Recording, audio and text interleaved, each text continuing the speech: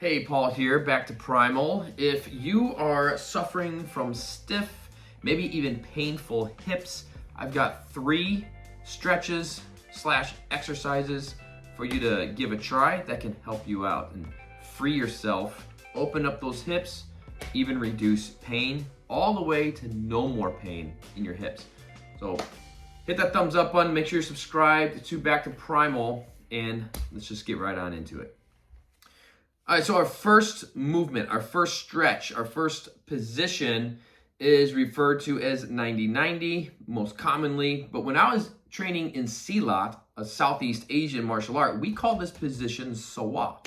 And basically, we have one leg that is in external hip rotation, and then the other leg is in internal hip rotation. Now, the goal is, at first, just being able to sit in this position. If you're having a hard time getting into this position, then you could take a block, a book, anything that you could prop underneath your hips to raise you off of the ground.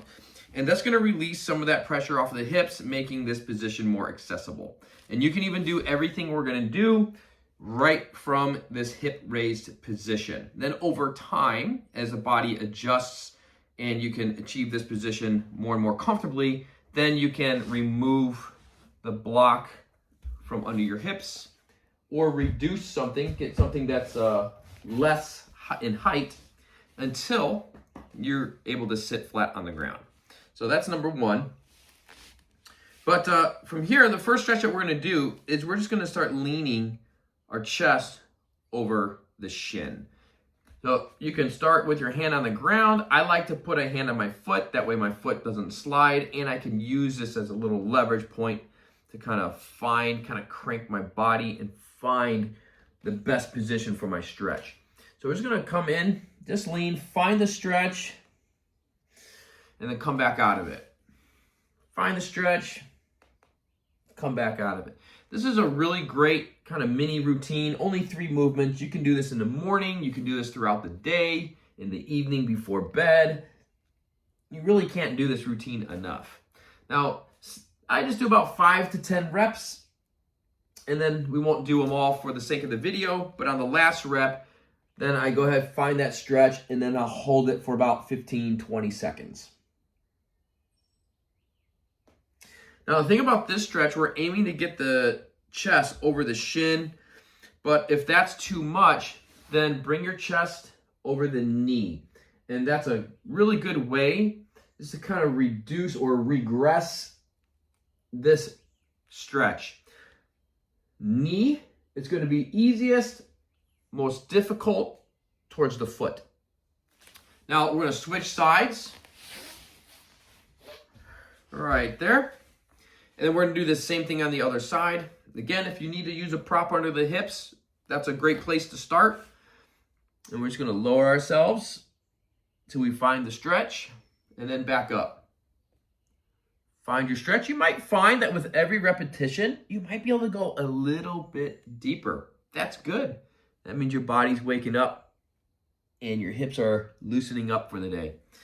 Now, over time, you'll be able to begin going a little bit further and further into this position, into this stretch, as the hips loosen up. But that might take a couple weeks to start noticing that. And when we're looking to gain mobility, flexibility, it can take a little bit longer than just regular strength takes. So just be patient with it. Be patient with your body. But you are making progress as long as you are doing the work. Again, holding that last rep for about 15-20 seconds. And just make sure you don't forget to breathe. Don't hold your breath. And then we're going to switch just from side to side here.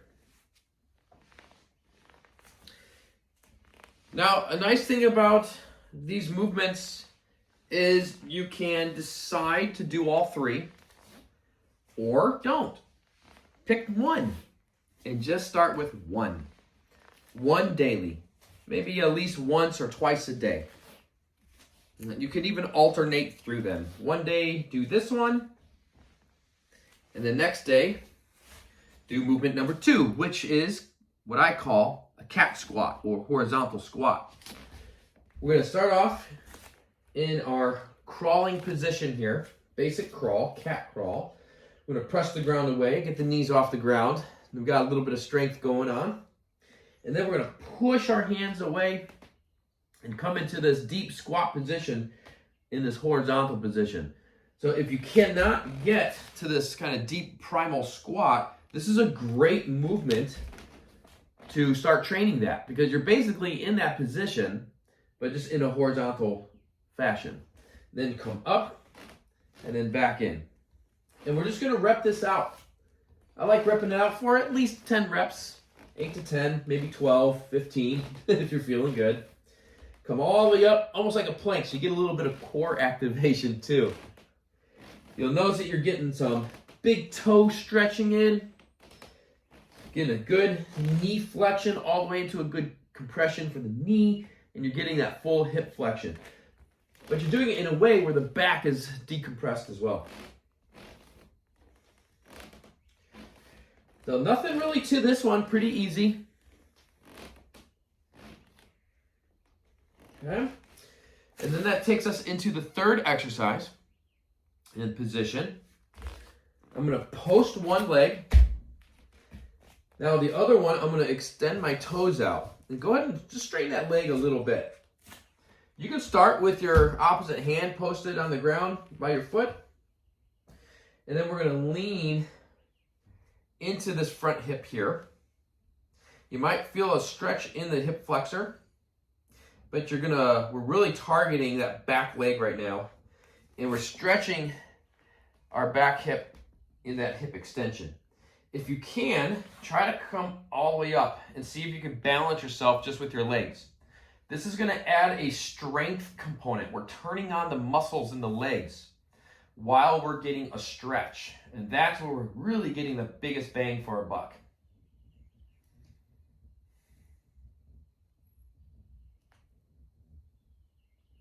Then what I like to do after I hold that for about 15, 20 seconds, I'll put my hand back on the ground, tuck my toes, lift my knee off the ground, and then I'll extend up into this twist and drive the hips towards the ground once again. So we're getting the same stretch, we're just hitting it from a slightly different angle. Putting a little bit more strength, a little bit more muscular engagement into the position.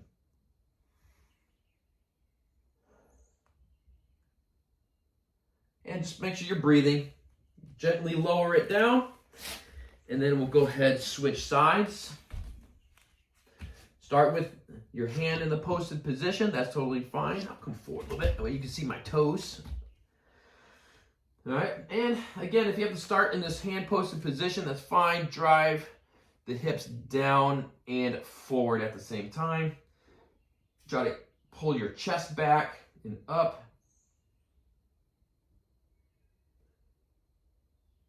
Once again, if you can, come all the way up off your hands and just use that strength in your legs to try to find your balance here and hold you up in this position. You'll get a deeper stretch right here. This is what we're looking to achieve. The hip in this extended position now. But you might still feel some in your posted leg, in the bent leg. After about 15, 20 seconds or so, place the hand back on the ground, tuck your toes, lift that knee off the ground, and twist that spine. Once you're in that position, go ahead and drive those hips forward and down to the ground at the same time. Again, hitting this stretch, this hip extension stretch, at a slightly different angle. Putting more muscular tension in the strength to hold ourselves up.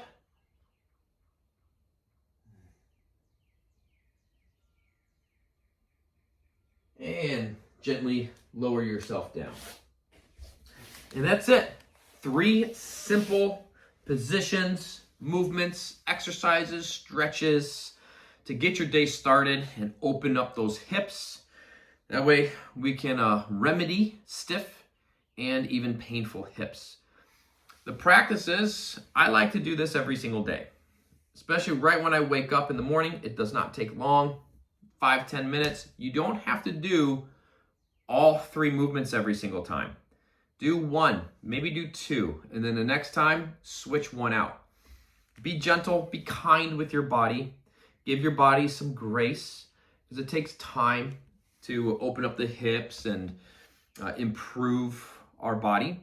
And it is a journey, but we want to keep it as simple as we can, because it's all about creating a daily practice. The more consistency we have in our day-to-day movement practice, then the more duration we're going to be able to get in over time, and that's where we really start to reap the benefits.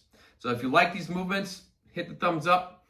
Let me know down in the comments which of these 3 movements are you finding you need the most for your body. Be sure to subscribe to Back to Primal for more, and I'll see you back here next time.